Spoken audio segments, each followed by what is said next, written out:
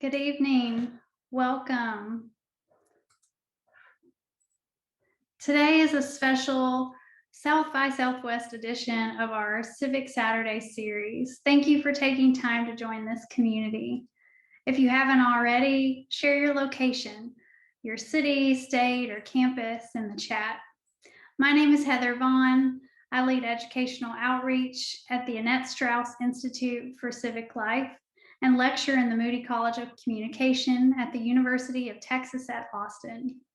The Annette Strauss Institute for Civic Life is part of Moody College and was founded to cultivate active citizens through applied research, education, and outreach programming. We believe that citizens are made, not born, and commit to serving this mission through young people, civic discovery, and civil dialogue.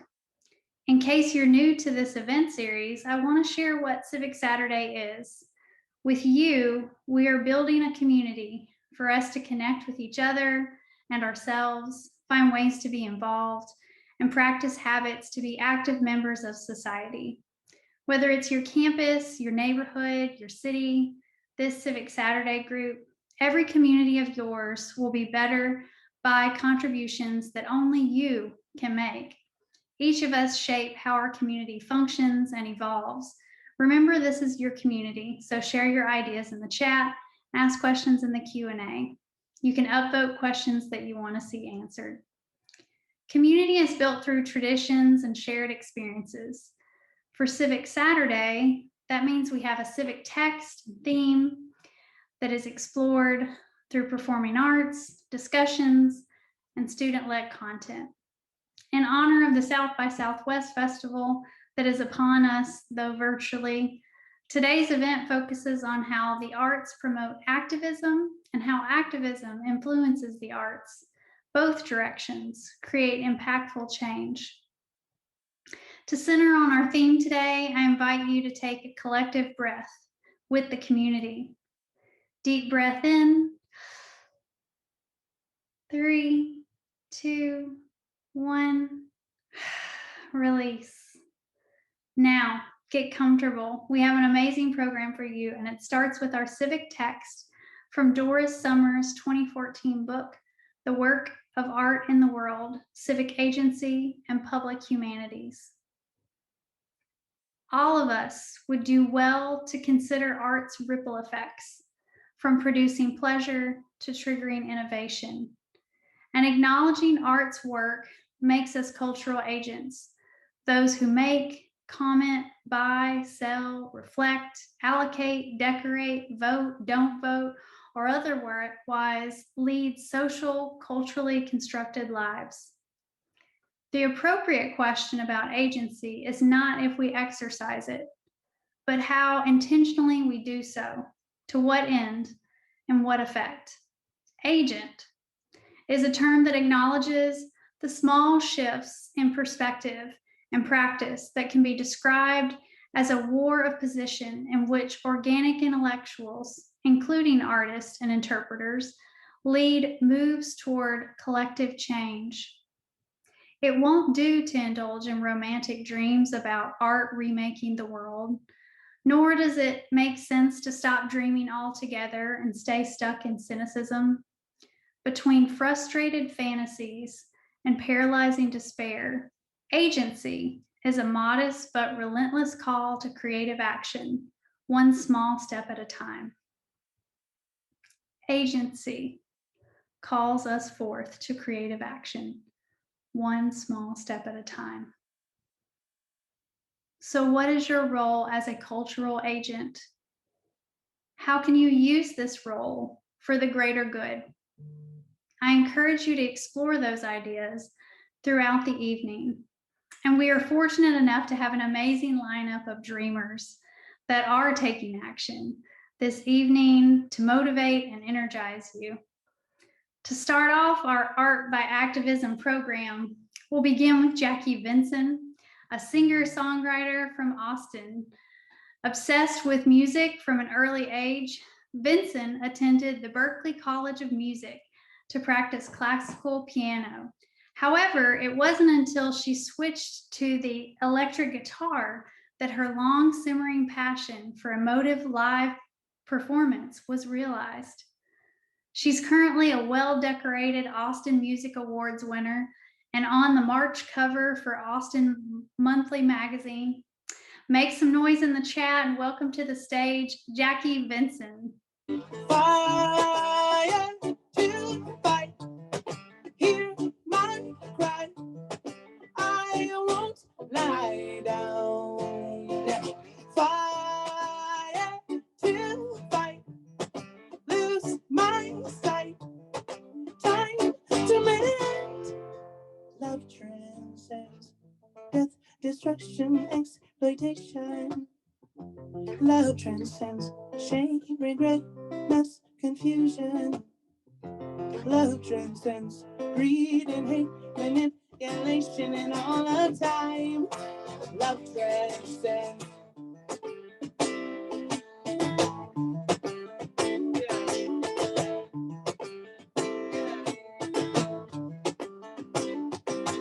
Watch as the fearful people stifle us all, making us see what they see. Danger around every corner is what they believe. One must learn to break free. Fire to fight, hear my cry, I won't lie down. Fire to fight, lose my sight, time to make. Love transcends death, destruction, exploitation. Love transcends shame, regret, mess, confusion. Love transcends greed and hate, manipulation, and all of time. Love transcends. Love transcends. Love transcends. Love transcends.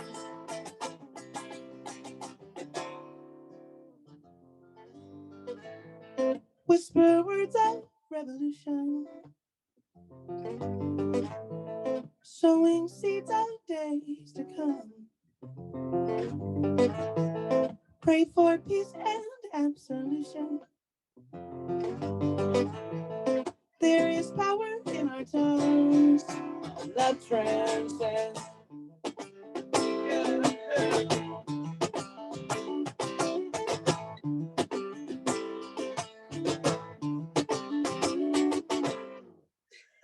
Man, that song's a hand exercise right there. Anyway, so that song's called Transcends. I wrote that song a really long time ago.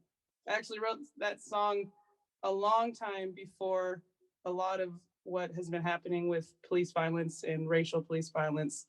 I wrote that song before a lot of that has really come to a head. So it was already floating around my world before any of the events of last year or the year before that, or the year before that even. I wrote that song like 6 years ago.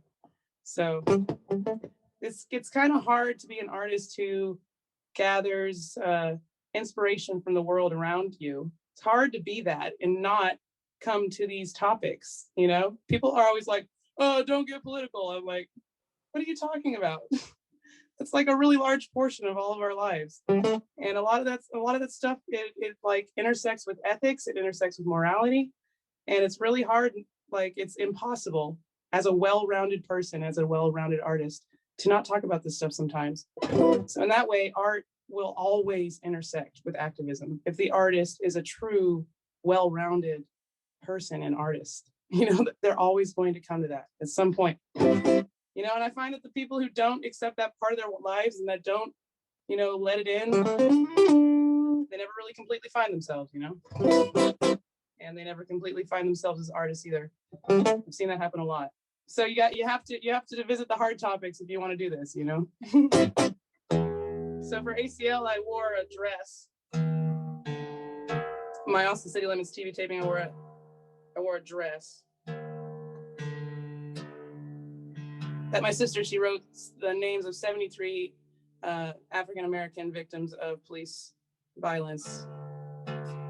And unfortunately, that's not even a fraction of the names that could have been on the dress. It's just as many as we could fit. And the reason why I did that is because Austin City Limits is a city that is a show. It's a TV show on PBS. And it reruns. It reruns all the time. They film the seasons a portion of the year, and then they air them. And then the rest of the year, they just air reruns. And the reruns go all over the place. And who knows when they're going to start doing deals with streaming services to where you can get whole seasons of Austin City Limits on Netflix or Hulu or whoever is going to drive it there. It's going to be driven there. Everything's going that way. The point is these episodes, they last forever. You can see an episode of Stevie Ray Vaughan from 1984. They rerun on television. They're going to pop up on streaming. They're all over the internet. And it doesn't matter when it was filmed. You know, there's an Austin City Limits episode that you'll probably catch on PBS that was filmed 30 years ago, right? And that's the point. That's why I wore that dress. You know, I got that taping. My first taping on Austin City Limits was during the craziest year of my life, of all of our lives. And I'm not going to go onto that stage and pretend like the stuff around me isn't happening. Just because I have a big moment, I'm going to pretend like the world around me isn't like completely crumbling. That doesn't feel right, right? So that's the portion of the reason why I wore the dress. The biggest reason why I wore the dress is because people are going to see that episode in 10 years, 15 years, 20 years, 40 years, 100 years, for as long as we are on this planet watching television. People are going to see that dress and they're going to get that message, and that's why I did it. This song's called Back to Earth. I'm going to play you guys one more song.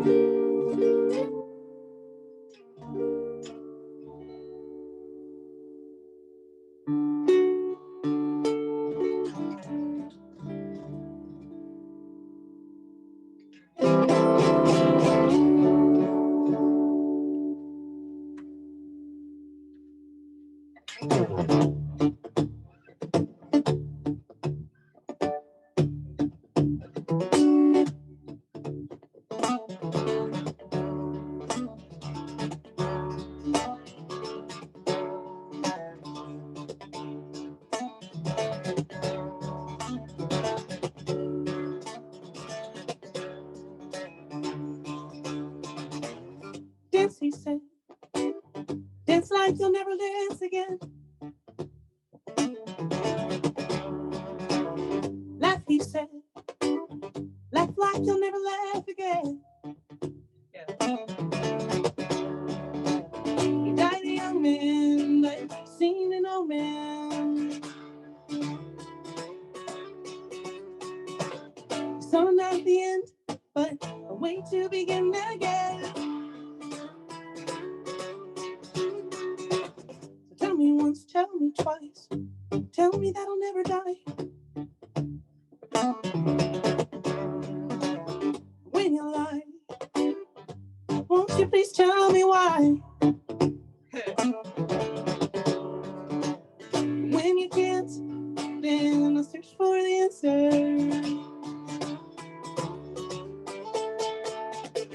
I'll get lost and find more to wonder. Like why the dead man knows it all, and why I feel alone,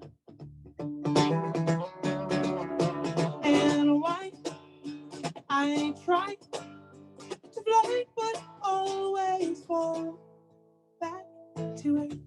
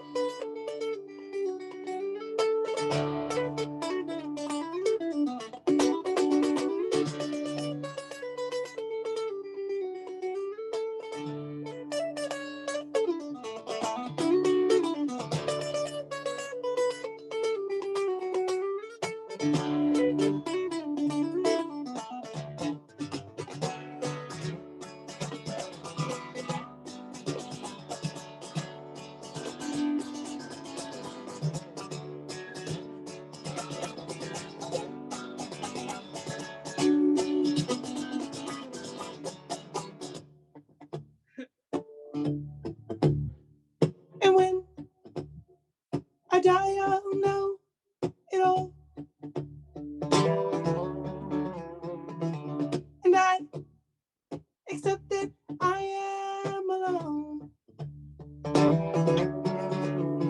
And I will try to fly, but I will fall back to earth.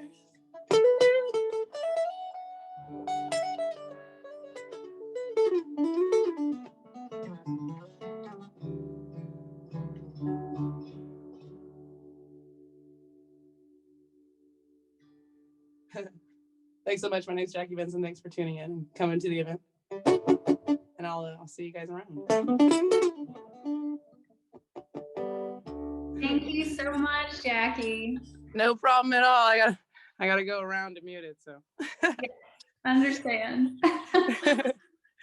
Well, that was such a great way to kick us off and get us thinking about that intersection of art and activism. So I'd like to welcome our next guest to the program, our esteemed panelists. First, we have Whitney Avra, a contemporary mixed media visual artist based in Austin. She focuses on subject matter pertaining to phases and facets of exploring feminine identity. Her work has been on exhibition in galleries throughout Texas. Next, we have Makala Gibson, an award-winning stage and screen actress, published writer, and master teaching artist. Her work has been seen on major networks such as HBO, Showtime, BET, and PBS. Then we have Adam Roberts. He's an actor, artistic director, choreographer, and musical director. He's been part of productions or had positions with the Actors School, the Austin Jewish Repertory Theater, the Long Center for the Performing Arts, Tilt Performance Group, Austin Shakespeare, and Ballet Austin Academy, to name a few. And then we have Yaki Smith. He's an acclaimed filmmaker. He is the Associate Dean of Diversity, Equity, and Inclusion in Moody College. He's also an associate professor in the Radio, Television, Film department. His films have received worldwide acclaim, screening and winning awards at over 100 film festivals. Our moderator tonight is Anh Vu, a UT Austin junior and fellow Straussian. We'll begin with a 5-minute showcase from each panelist before moving into our discussion. Ms. Whitney Avra, will you get us started? Hi. Hello, hello. First of all, thank you for inviting me to be here. I'm so excited to be sharing my thoughts about art and activism and how they intersect. But first, let me just kind of give you a little bit of background into my work. I'm also going to share my screen with you. So like Heather was saying, I work with vintage portraiture photography to explore phases and facets of feminine or female identity. So what I'm interested in is how women shape our communities, our culture, our families, and our societal systems. This involves a lot of listening to stories, both told by women and those told about women. Looking for the overlap and the similarities that the lives of women, different women share, and then learning about the ways women give and receive, both in their own families and in the societal systems that we have, and how they express love and hold space. So this involves researching and gathering information and synthesizing a lot of different points of view and oral stories, as well as more like research-based literature and things like that. And then I synthesize all of that and I make a visual representation of it to showcase both the struggle and the power of being a woman. So I want to share my screen with you. just to show you a portfolio per se of my work. So this is what it looks like. So generally speaking, I work with only portraits of women. In the past, my work has showcased a few men. I explored some ideas around men and their relationship to women, and kind of like this dichotomy of like what women bring to the table in a racial relationship versus what men bring to the table. But just to let you know, I moved to Austin in 2014 when I was simultaneously also disassociating myself with the Mormon Church. And so the values and things that I was taught within that religious structure were that they felt very confining. The church really taught deep Christian values, and even more so than that, women were supposed to be stay-at-home moms. I was supposed to make homemade bread however many times a week, and I definitely felt like a 1950s housewife. So the idea behind this artwork kind of came about. I started veiling ladies, bringing a big color block up to the bridge of the nose, to signify that, like women have had it up to here. We're constantly trying to keep our nose above the water. Just kind of like that daily grind that nobody acknowledges or seems to appreciate. And so I also started putting these golden halos around the women as well. Two reasons. One, there's a iconic kind of feel about a golden halo. Everybody knows that, traditionally that means, some kind of saintly person. But also in talking to different people, even though, kind of like those little things that women do every day for their families and for those around them kind of go unnoticed in the moment. It seems like when women are gone, either when they leave the family structure or when they pass away, their presence is missed, and it's not so much them as it is what they did.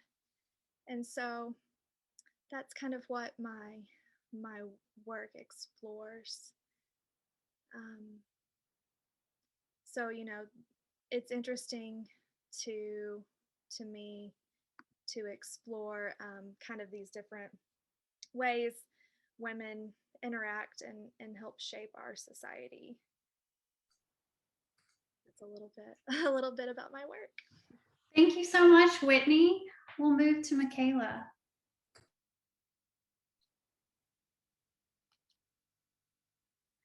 All right. Hello. Thank you for having me. I always enjoy a good conversation about the power of art. In addition to being an actress, writer, and educator, I also consider myself an artivist. And I recently, well, not too recently, in August of last year, started a platform called the Black Artivist Collective that consists of a blog and a podcast. And in my work as an artist, not only as an actress, do I try to be mindful of the roles that I choose to take on. I also teach the power of art. I just don't teach techniques of acting, but I really, really try to encourage my students to use their power within the discipline. And going back to the Black Artivist Collective, early on, I'm a PK, a pastor's kid, and I witnessed firsthand where my father would use his ministry to focus on the people. What he did was bigger than him, and it always fascinated me. It wasn't about him. He served for the people, the greater good. And I always I can see how I picked up on that in my own work. I believe that what I'm doing, it is a calling and it's bigger than me and my selfish desires. So I've always been fascinated with artists and why they do what they do and their message. So I started the Black Artivist Collective because I'm passionate about Black art. And I wanted to highlight artists who use their art to fight social injustice and oppression, and also celebrate Black culture. And I can share my screen. I have a short 3-minute reel with some highlights from my podcast. Let me get it up.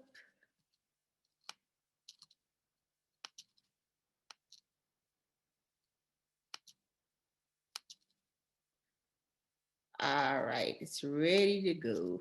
Let's see. Try this again. Okay, here we go.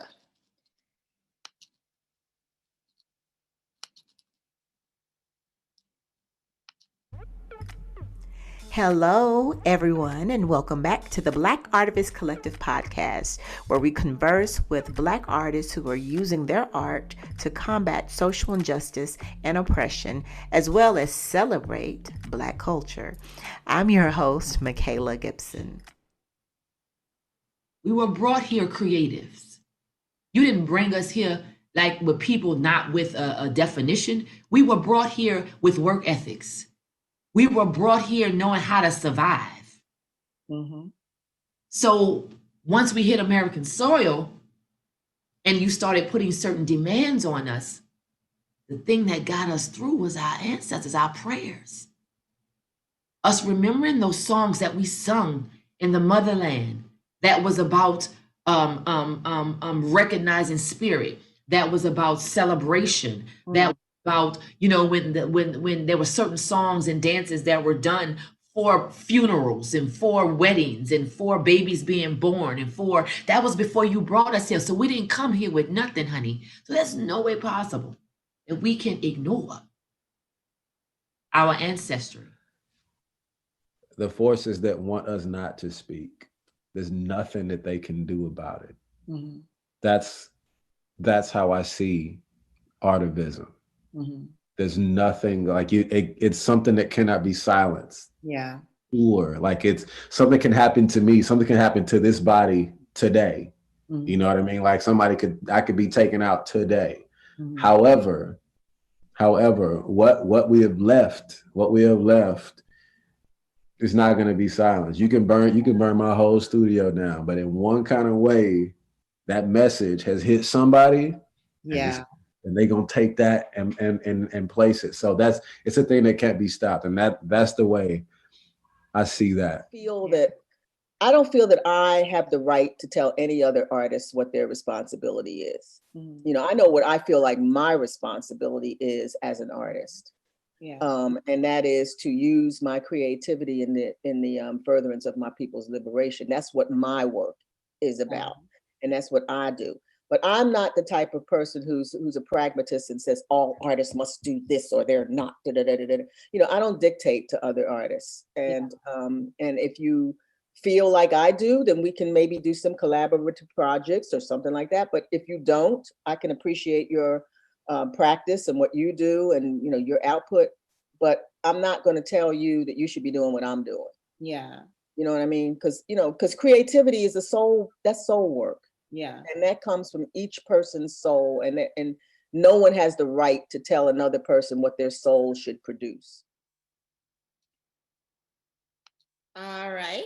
So that's a summary of all the things I'm involved in. And again, thank you for having me. And I'm looking forward to chatting with all the panelists. Thank you, Makala. We're going to move to Adam Roberts.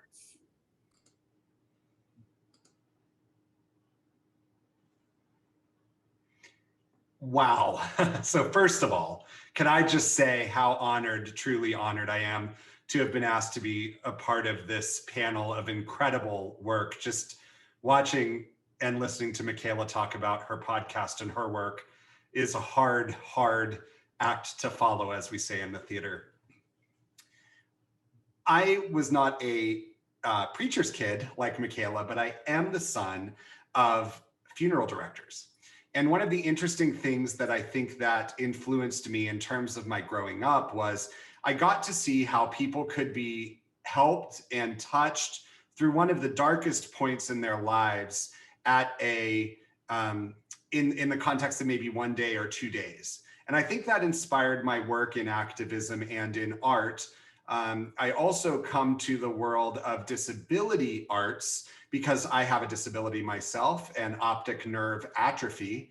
That is a progressive disorder of my optic nerves.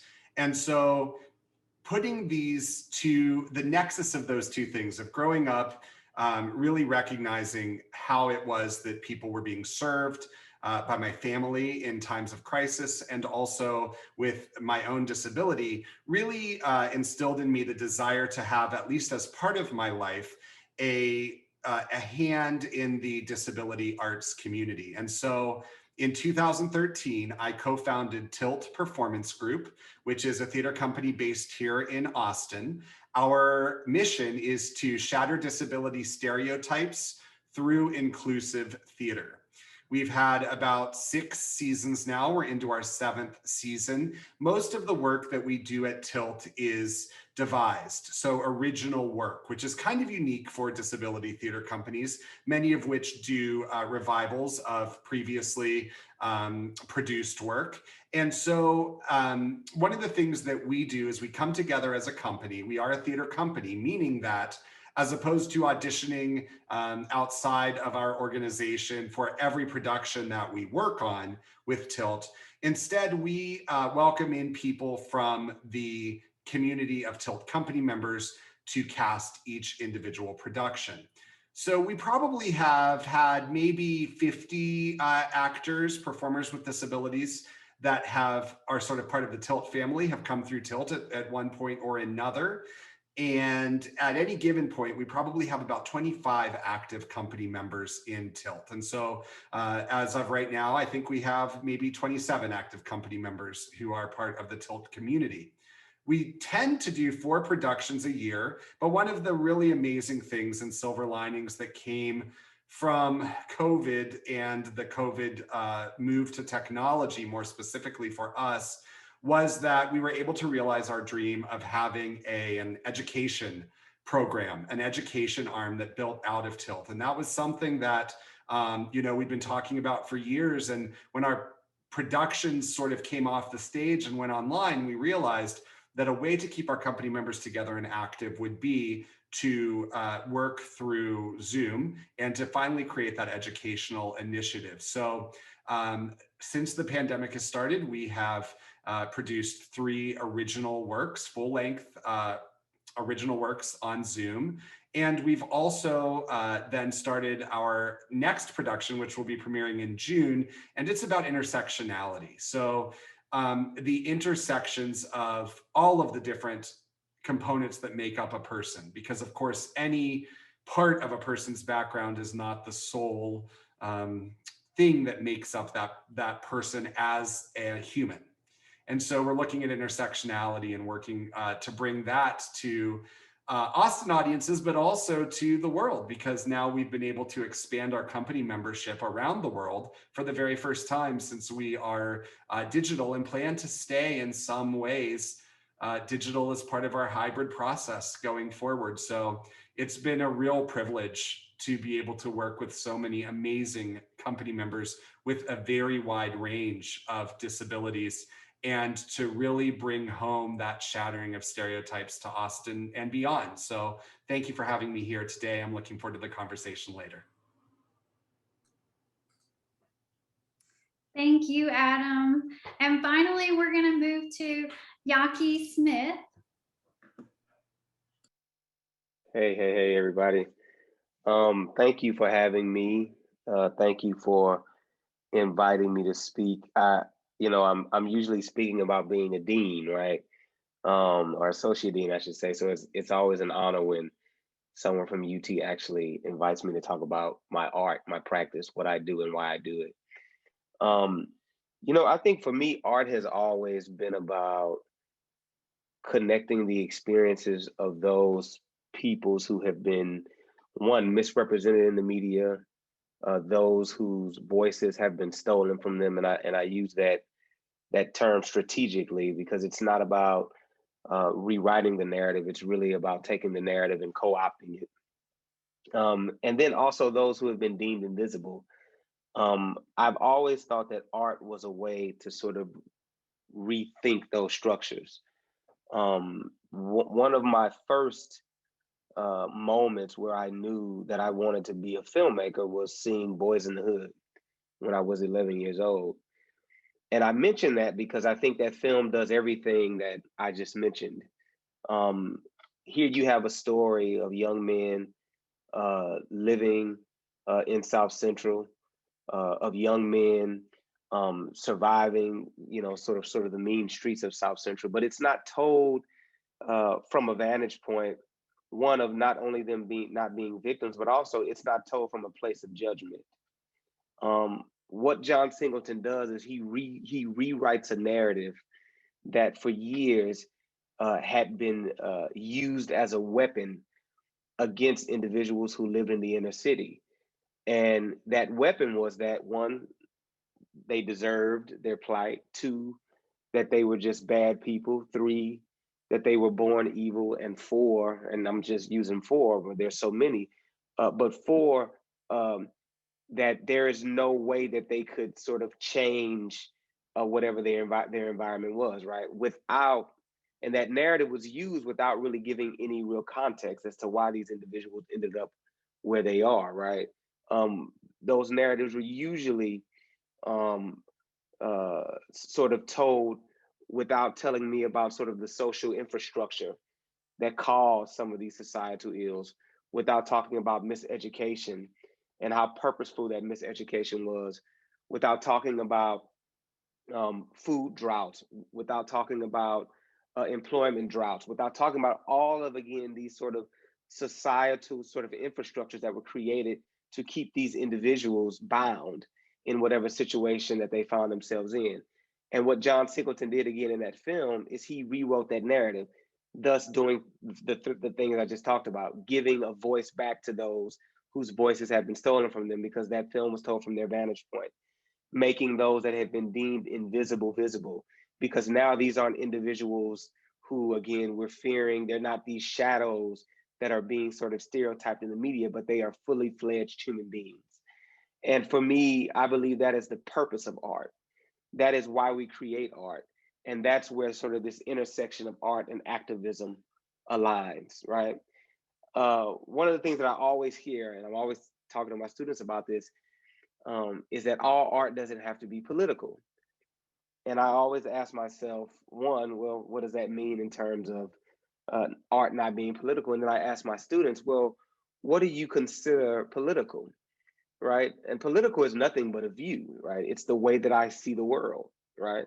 Politics doesn't have anything, doesn't always have to do with sort of governance, right? It has to do with the ways in which I walk through the earth, how I view people, the things that sort of determine my outcomes on life, my outlook on certain individuals, my outlook on myself, and the sort of privileges or oppressive forces, again, that I am faced with. And so for me, if we think about political in that way, that means all art is political, right? So for example, if I am making a film where there are no people of color in a city where I know that there are people of color that exist in that place, that is indeed a political act, right? I am making a statement about the world the way that I see it, right? If I decide to put sort of stereotypical images on screen, right, I could say, oh, I was just doing it as a joke, or no, but again, that is a political act. If I decide to make a love story, right, and it's about two people in love and finding each other, that is a political act, because again, that is the way in which I see the world.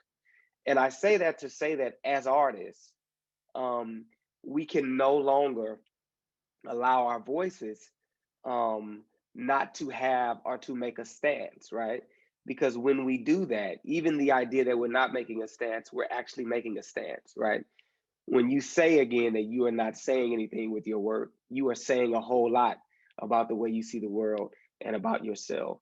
And so for me, coming into art was always about being not only just political, right, but also about really rewriting these narratives.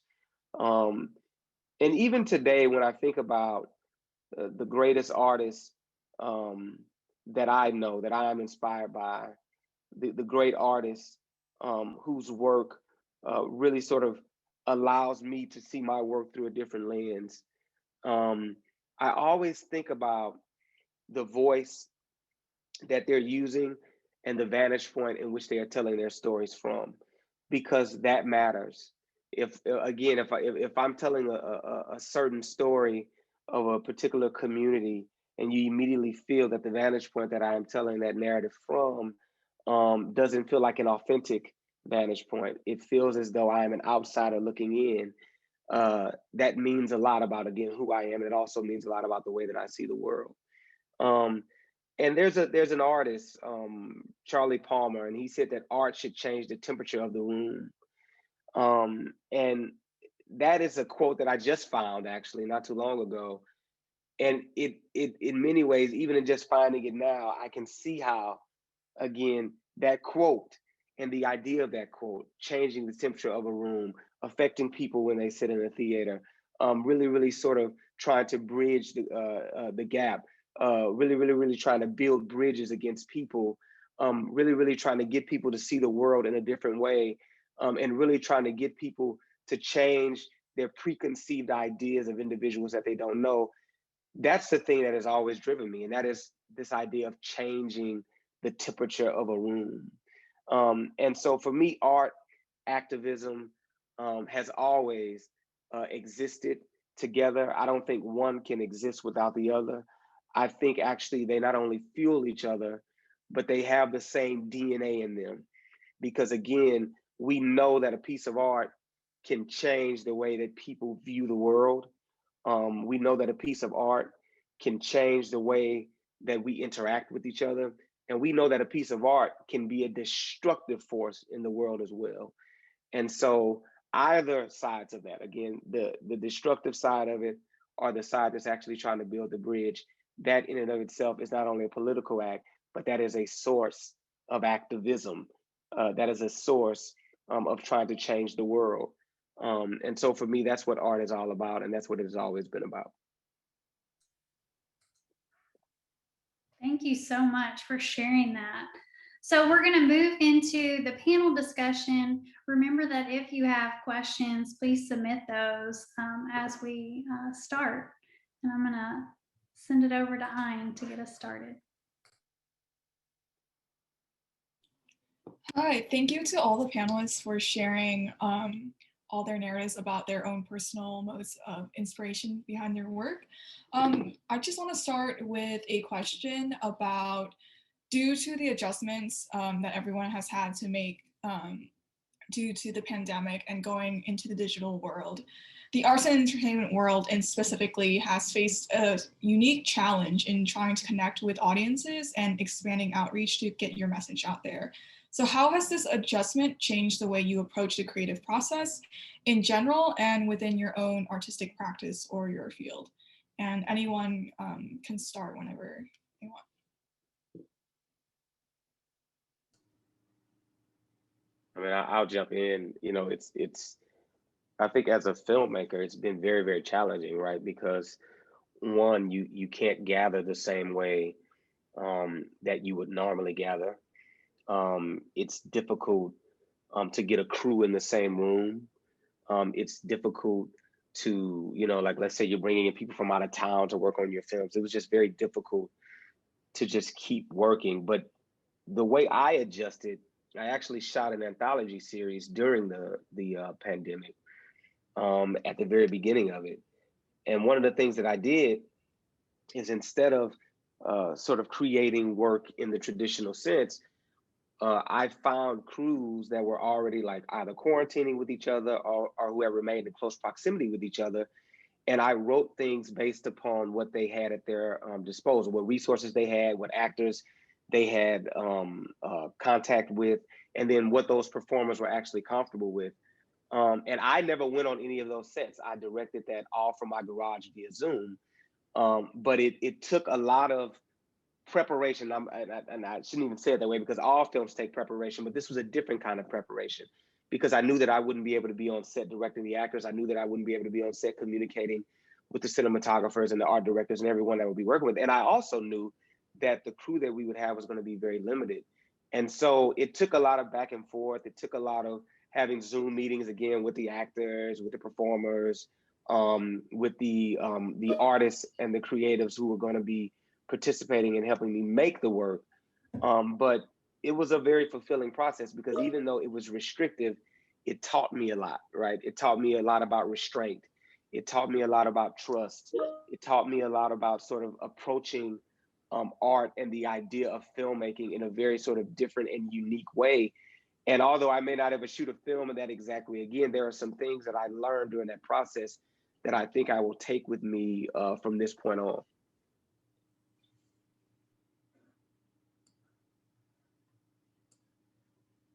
Thank you so much for that extremely insightful response. If any other members of the panel also want to jump in with any of the things they want to say with that. I would share that, you know, one of the things that we have instituted at Tilt, or well, learned at Tilt, I suppose, through our work over Zoom, is actually new ways to approach our mission of shattering disability stereotypes. Because, for example, we have a couple of company members who are blind and live alone, and who had never used something like Zoom, who had never used any kind of video conferencing software. So in a pandemic, when we had to really try to work with these folks to be able to know how to get onto Zoom, know how to then you know, turn on their video, as someone who's blind and often someone who only has one device to work with. So, you know, trying to communicate with that person on their phone while they're also trying to go through the steps to get their video on is really something that has taught us a lot about how to create more access throughout this circumstance. And it, you know, it's something that we also realize that we can continue to be more accessible when we go back to in-person work, because we will do a hybrid kind of situation that will allow those folks who perhaps have sensory challenges or other things that you find sometimes in the disability community to not have as much anxiety around in-person work. So we're going to be able to, I think, to reach a wider, cast a wider net in that way.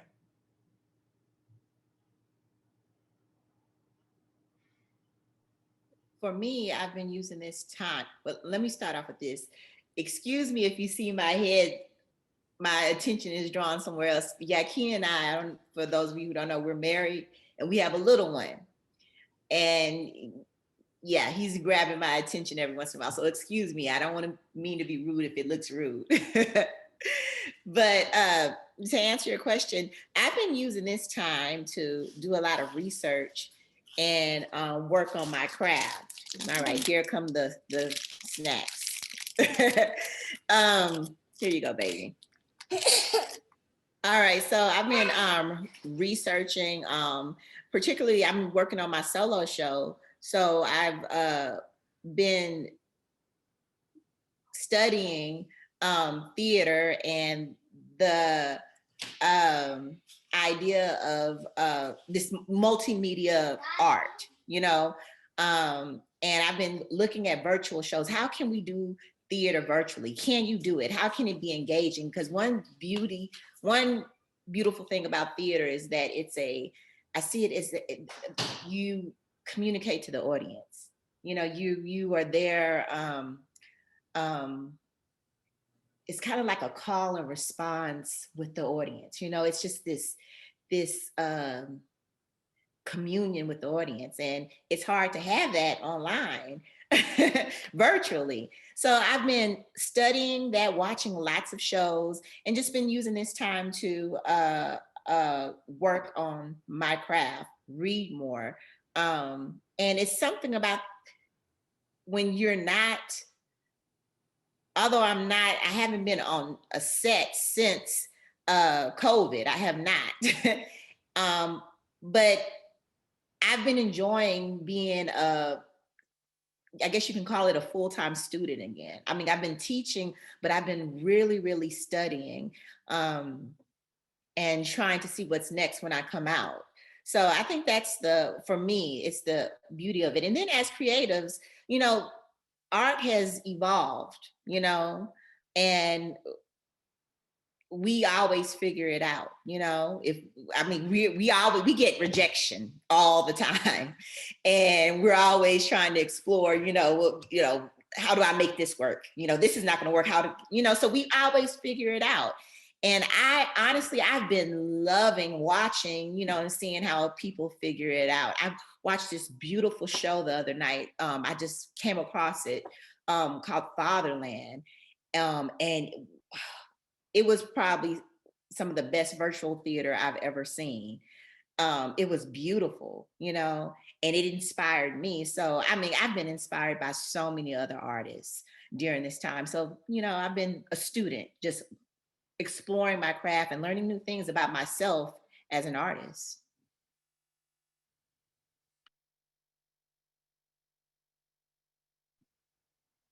Just ditto to everything that everybody has said. One thing that really pivoted for me was, you know, almost all of my in-person art shows completely canceled. There were a few that were like, oh yeah, we're just going to wait it out and see how it goes, and then quickly canceled after that. But you were talking about getting rejections, you know, it was very much like that. It was like within a course of like 2 or 3 days, all of my 2020 calendar went away. And so it was kind of like, again, massive problem solving. And then, you know, in addition to that, I had already planned in-person workshops, you know, to teach with like a group of adult students, you know, several throughout the year. And so I had to quickly figure out, okay, how am I going to deliver that via Zoom? What does that look like? Because so much of what makes those experiences great is just being in person and being able to have that community feel and share stories. And, you know, so does that mean I limit the class size even more? You know, things like that. Those are things that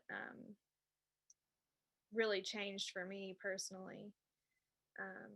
And, you know, visual art is even if it's 2D work, it's such a 3D thing. You know, if you don't see it in person, it seems really flat and muted. And so I was like, okay, how do I get like, how do I show them all these little details, you know? So that's what, you know, what I've had to navigate. But if it's one thing I'm good at is solving problems. So Thank you so much for sharing all your answers to that question. We have a few questions from the audience, actually. From one of them is it possible to create impactful work about an issue you are not personally impacted by? Is it appropriate for people with privilege to create art depicting issues that they haven't personally experienced?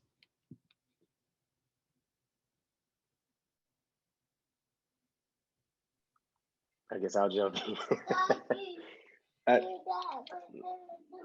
Okay.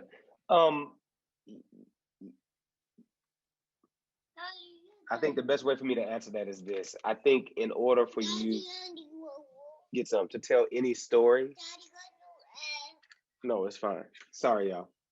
I think for you to really truthfully tell any story, you must be intimately connected in some way to the subject matter. That does not mean that you have had to live that particular experience. It doesn't mean that you have to be from that neighborhood or environment, but you must fully immerse yourself in it if you're going to tell a well-rounded narrative. And you also have to really ask yourself the question, why do you want to tell this narrative if you are not a part of this particular community? What is it that you're going to bring that is unique, that is nuanced, that is authentic, that is going to sort of change the narrative or add to the already existing narrative? And if you don't have anything to really add to it, then I really caution you in moving in that direction, because that's how we get stereotypical images, right? I tell my students this all the time. if you're going to tell a narrative about a community that you don't know, the worst thing you can do is research another film, right, to get the information about that community. Because one, you don't know if the person who actually created the first film that you're watching has done the research. Do they know the community? Do they know anything about the narrative? And if you don't, again, take the time to really learn about the people that you are creating a narrative about, then you are doing a disservice to them. And I really believe you're doing a disservice to the world. Yeah, I get asked all the time, really poignant poignant questions about my work, because I am a Caucasian female. People ask why there's not more people of color in my work, and so this is an issue that I am constantly bouncing back and forth. And just like you were saying, I have to ask myself, is it my story to tell? And again, am I bringing something to the conversation that is productive? If it's not my story to tell, and I'm not bringing something new to the conversation or to a group of people that needs to hear it in a certain way, then it is not for me to tell. I'll jump in there if I may. One of the things we realized at Tilt after the first 3 years probably that we were working is that if we were truly going to approach our mission, that we also needed to be working with, for lack of a better word, traditionally abled artists. And so we pledged that at least once every season, we would produce what we now call our second stage production, which is a production that explicitly goes out and looks to collaborate with traditionally abled artists from the city alongside our Tilt company members, so that we're making sure that that there is an intimate intersection in the people who are telling those stories, and that we also are not being too self-reflective into ourselves working with disability, but that we are involving community in that conversation and in that learning experience as well.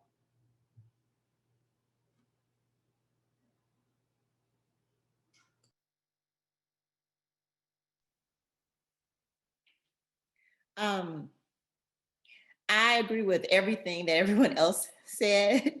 To add to it, I always tell my students when asked this particular question that you have to ask yourself why.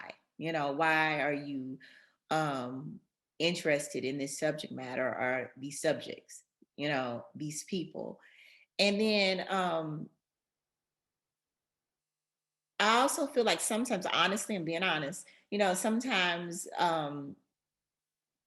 some young artists get caught up in the idea that something is cool. Oh, this is a cool topic. Something being cool doesn't mean that it's your story to tell and it's right for you. That can come off exploitative, and that's a problem. That's something that you've seen, especially, in white people telling Black stories, but on the other hand, I don't think that just because you have not experienced something that someone else has experienced, that you can't necessarily tell their story. It's about why you want to tell that story, and that's where, that inspiration comes in. I always tell people this story about me actually watching Jackie. He did a short film and was working on a feature script of Heavenly, and it deals with sex trafficking. And when I said he dug deep, he was talking to former prostitutes, pimps, people still active. And I noticed it was one situation where I came around, but they just shut off with me. But he's masterful at really engaging. And I watched him, and it was amazing to watch him. And listen to him and explain, you know, why he wanted to tell this story, and really listening to them and not judging them. And that's another thing. You can't judge. You have to listen. I always tell my students, the best actors, the best artists are the best listeners, you know, being present, you know. So that's my little 2 cents. Asking yourself why, and if it truly inspires you, and not just doing something because it's cool or that's the thing to do. That's what everybody's exploring, you know. Thank you so much for all of those extremely nuanced and like personal answers to the questions. And I think we're going to wrap up with one last question. You know, a main mission of this institute is to kind of promote civic engagement with the community, the people around you where you're living. I just wanted to ask, since you guys all have your artistic practices based in Austin, whether that's with the other creative community or even through academia, how has that setting kind of informed any of the topics you've explored through your work, or kind of just how has being in Austin informed your work in general? I can start that one. We have a really specific answer to that with regard to Tilt, which is that because we are in the capital of the state, so many of the schools and resources and organizations that support folks with disabilities throughout the state are based here in Austin. So the Texas School for the Blind and Visually Impaired is here in Austin. The Chris Cole Institute is here in Austin. And so because so many of the state resources that go toward in-person work with folks with disabilities are geographically located here in Austin, I'm not actually sure that Tilt would have gotten off the ground in the same way had we been in a different city, even if it was a bigger city, because I think that part of our success by happenstance was the fact that we were in the capital city, and so many of the organizations and resources that work with folks in person from around the state have campuses headquartered here in Austin. So many of our Tilt company members actually live in other parts of the state, but when they come back to Austin for 3 months, for 6 months, they might rejoin us for that amount of time to work with us again, because they're coming back here frequently for programs and services.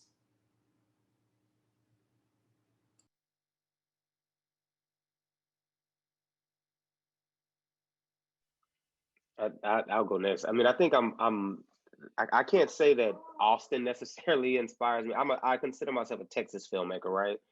And so I'm inspired by sort of Texas in general, and really more specifically around this idea of telling stories of Black people in Texas, because there's always been a very, very particular perception of Blackness in Texas.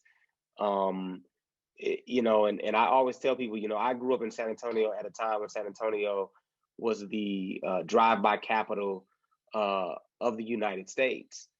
I grew up at a time when gang violence and drugs were ravaging the inner cities in San Antonio in the same way that it was ravaging cities all across the country. And I say that because I think what we forget is that the same institutional racism and sort of systemic inequalities that have affected Black peoples across this country, they are affecting us in Texas the same way. And so all of my work is really about this idea of liberation, right? How can I really show a roadmap to liberation to my people?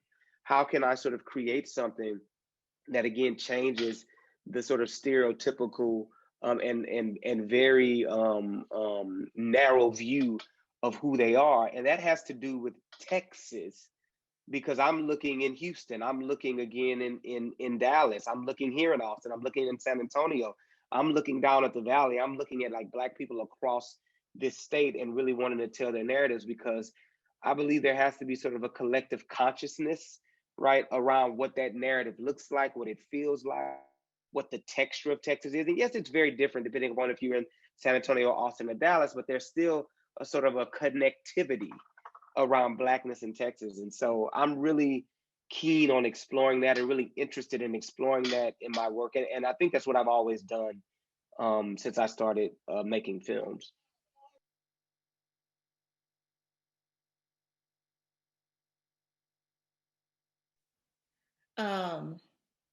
Like Jackie, we recently moved back to, well, I guess it's not too recently, maybe 3 years. We recently moved back to Austin, and like Jackie, I see myself as a Texas, connected with all of Texas. I mean, my dad, he was in the AME church, and in the AME church, the pastors have to move around a lot. So I've lived in San Antonio, I've lived in Dallas, I lived in Houston, and I'm connected with all of Texas. So a lot of the stories and the art I create, some of the artists I study, they're all over. But one thing I am very interested in, one of my heroes is Zora Neale Hurston. And if you're familiar with Zora Neale Hurston's work, she wrote not from a scholarly perspective. She really explored that Southern Blackness. And sometimes there is the perception, if you're down South, your country, they put you in this box. And I'm interested in looking at Black people who are living outside of the box that you don't see. I mean, I see that all the time as a Black woman. I grew up with all types of Black people, but you don't see that in the media. You don't see that necessarily in the art unless you're looking for it. But those artists aren't highlighted, which again, why I was so passionate about creating that platform, the Black Artivist Collective. So that's something that I'm interested in, highlighting those voices and those people who you don't always see in the main stages, in the galleries, on your TV, But something that is interesting that I've noticed since we moved back to Austin is that I remember back here, this was just a haven for like artists, and it was affordable.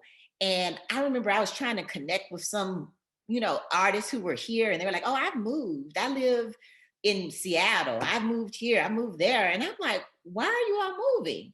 And that's something that that's been disappointing since moving back. And I'm trying to find my way of how to help in that fight for our artists here.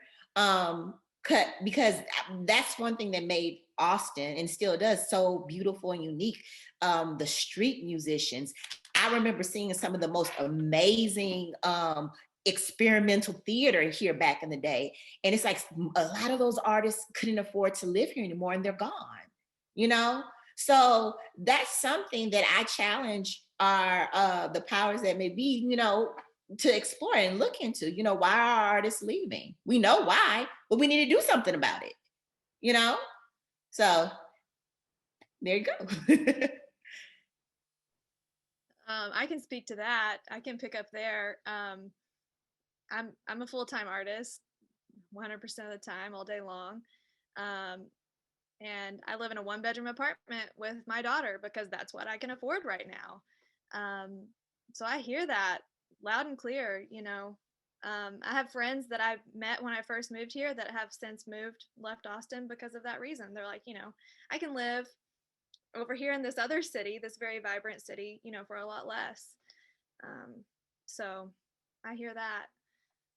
But I guess what Austin has done for me is, in terms of art and activism, is I grew up in a really, really small Southern town. You're talking about living in Southern communities. And with that comes a very just straight, linear thinking. There's no room for, questioning authority, questioning political views, religious views, any kind of social political issue. It's just, this is what it is. This is how you were raised. There's no room for diversity in the community I grew up in. And so moving to Austin, especially a city that seems like it's in this major transition, right? You know, there's lots of gentrification, there's lots of, you know, different groups of people being pushed out, you know, of the city. And so that's been kind of an eye-opening experience. You know, I've had to kind of reassess, and this is what I was already doing before I came here, but it's been like an invitation, I guess, to kind of reassess some beliefs that I've had, you know, that I grew up with. And then I'm able to go home, right, to my family and to the people I grew up with those kind of newfound beliefs and ideas, and share those with them. And so that's been kind of an interesting experience, you know. Back home, they're just amazed. Like the median income where I grew up is like $12,000 a year. So they're just like amazed that I can make art and sell art and live in a city, you know, like that's my 9 to 5. But they're also amazed at, this is what I'm making and this is what is selling, you know, it's not cows in a pasture. So that just all, you know, blows their mind. And I'm so thankful that I'm able to take back these new perspectives and share them with people that, you know, have, you know, some of them haven't even ventured out of the state, you know. So it's been really interesting to share.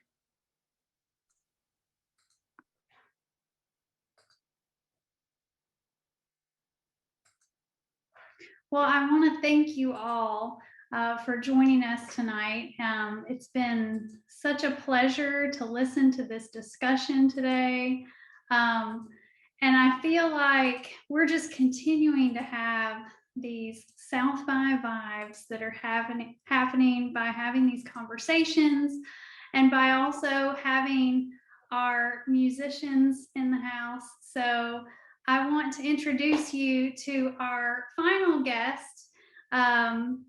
This is a high energy group from Austin, Texas. The band is fronted by lead singer Daniel Sahad, who is known for his no holds barred performance. Sahad hails from the Dominican Republic, coming from a lineage of courageous individuals who broke barriers to pursue their dreams.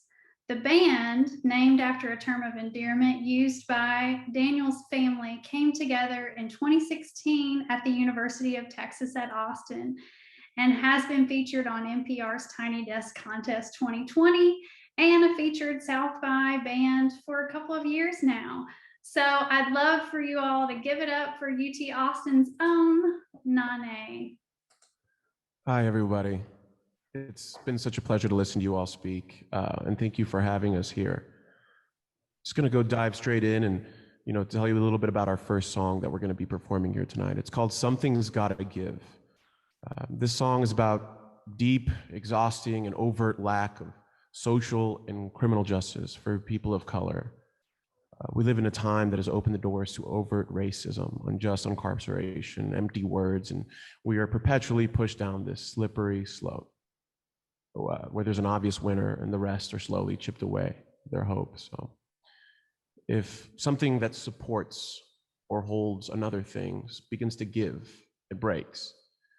So there's no more time to do as we're told, when what we're told is institutionalized oppression. Once again, as she said, my family is from the Dominican Republic, but my lineage is Dominican, Cuban, and Lebanese. So I'm a bit of a displaced person as someone that grew up in these certain cultures, but was raised for the majority of my life in Amarillo, Texas. So understanding where I fit in has never really been an easy thing until I got older and I understood more and I started to own more of myself and my place. That being said, this is our song, Something's Gotta Give. Thank you for listening.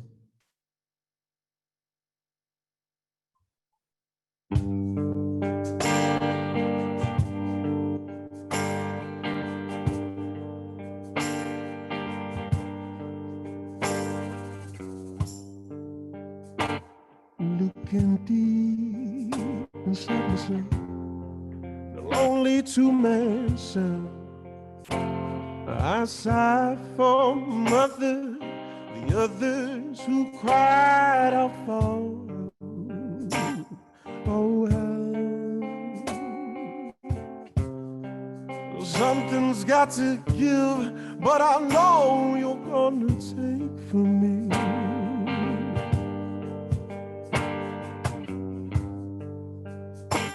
Oh, I've remember VCI,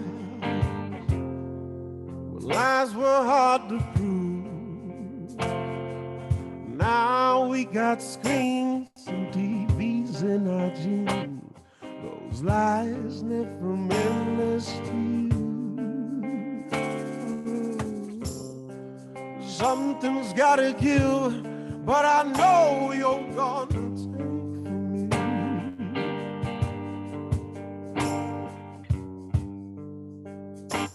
I've harmonized with angels, I've danced with devils too.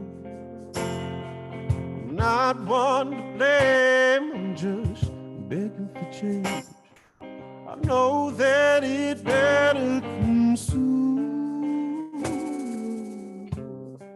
Something's gotta give, but I know you're gonna take from me.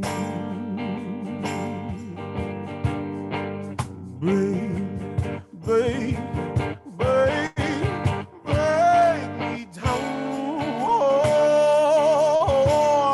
I'm losing hope on what I found on silent roads.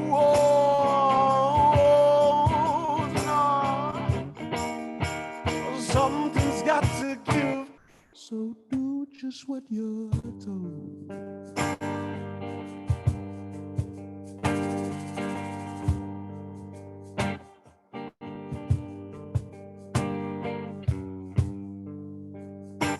A hustler born before 13, a whisper in the night, making his way through handcuffs and pain. Suits said they're doing alright. Something's got to give, but I know you're gonna take from me. Oh, so love, why do you linger inside of my sheets when the feeling of waking up takes you from me? I can't hold you close this way. I used to believe that the roll me down my grave. I knew some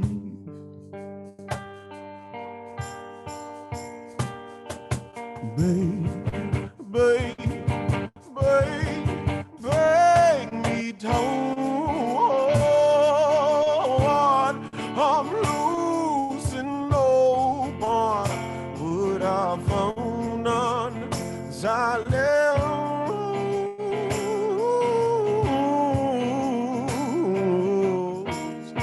Oh, something's gotta give, so do just what you're told.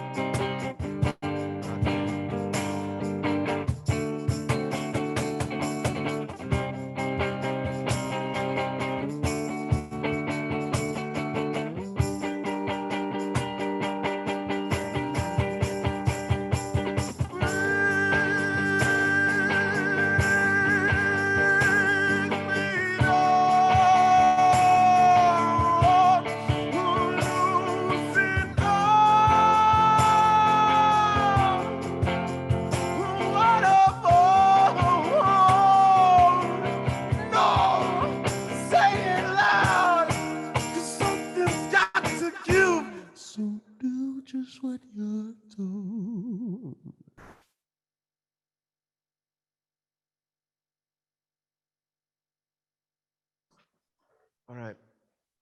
Thank you for listening.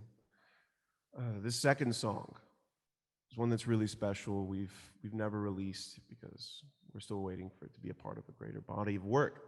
But it's called Turnaround. And the story behind it is we were approached by an Austin producer and engineer. He's from El Paso. That's where he was born and raised, and spent the majority of his working years so far operating out of a studio called Sonic Ranch, which is a world-class studio. He had selected a collection of artists to write songs to commemorate the families affected by the El Paso shooting atrocities that took place in August of 2019. So many of us and so many people I know, and me personally, were deeply affected by what happened. As I personally grew up in West Texas, it was all really close to home. We wanted to confront this senseless violence with extreme sensitivity and with a message to our leadership that we'd had enough, that we demand justice for these kids, we demand justice for this act of domestic terrorism, and it needs to be labeled as such in every history book and in every conversation. That being said, this is a song called Turnaround.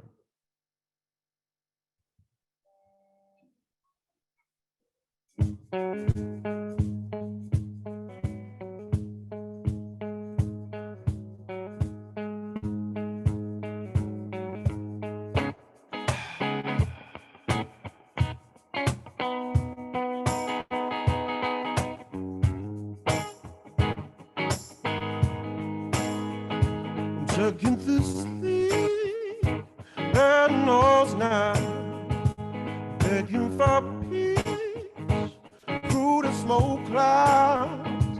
Why the low down? Why the low down?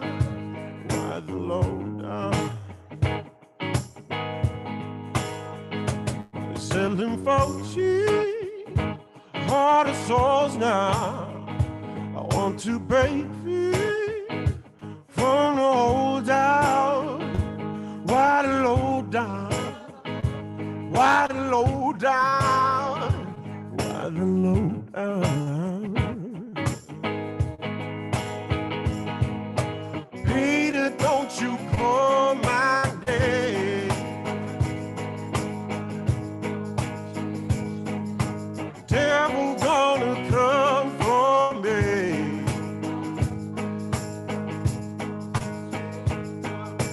Peter, don't you call my name.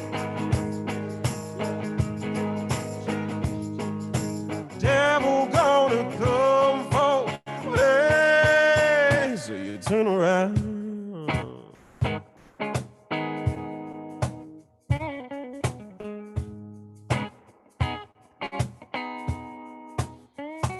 Walking asleep through the court now.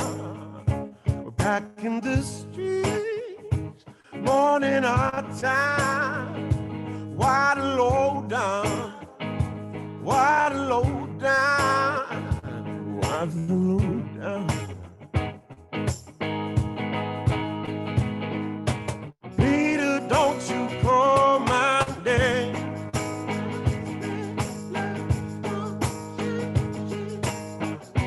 Gonna come for me.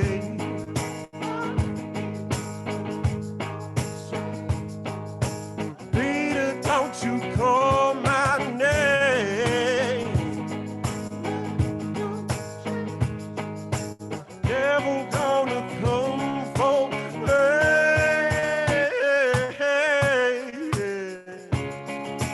Take them through your river. Watch the bodies go. Don't you light another candle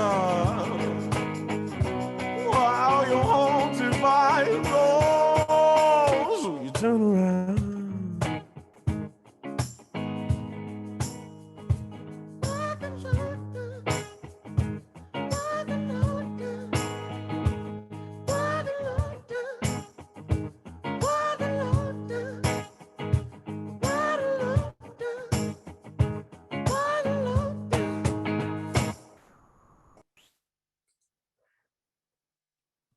Thank you guys all so much for letting us be a part of this. Once again, we are Nané.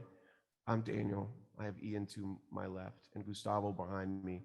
And guys, just know how much we care about the city and Texas and what we fight for, and know that we're always here to support. Thank you so much. That was so moving. I wish we were there in person. Honestly, that would have been, hopefully we can have you on campus one day again soon, or see you out in the city.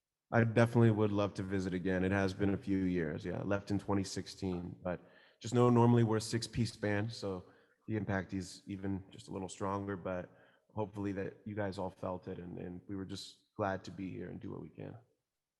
Well, thank you again. Make sure you go out and check out all of our amazing guests from tonight. All their social media is in the chat. Go follow them. Go buy their albums, their art, their works of theater, their films. But on that note, I'd like to close out our evening by hearing from Bianca Solis, my fellow Straussian. Give us some final thoughts, Bianca.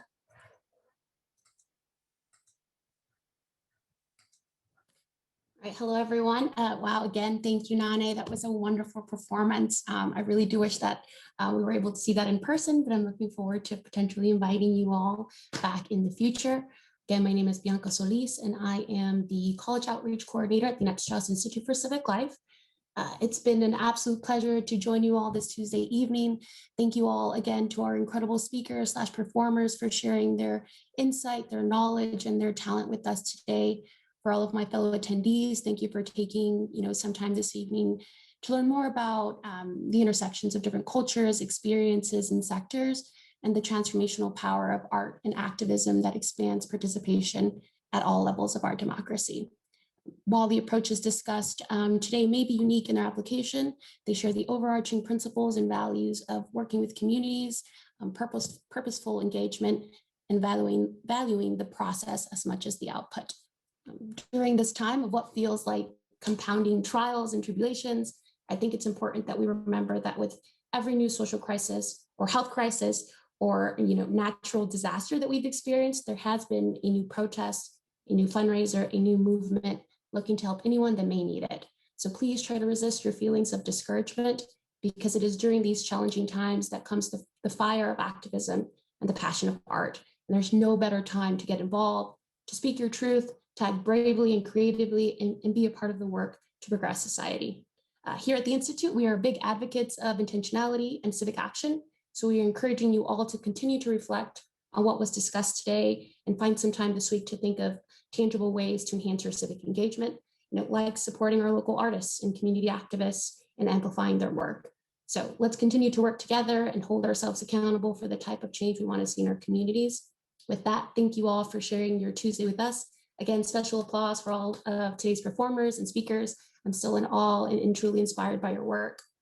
Please look forward to our newsletter and upcoming details on our next Civic Saturday, which is set to occur later this semester. With that, goodbye, and I hope you enjoy the rest of your evening.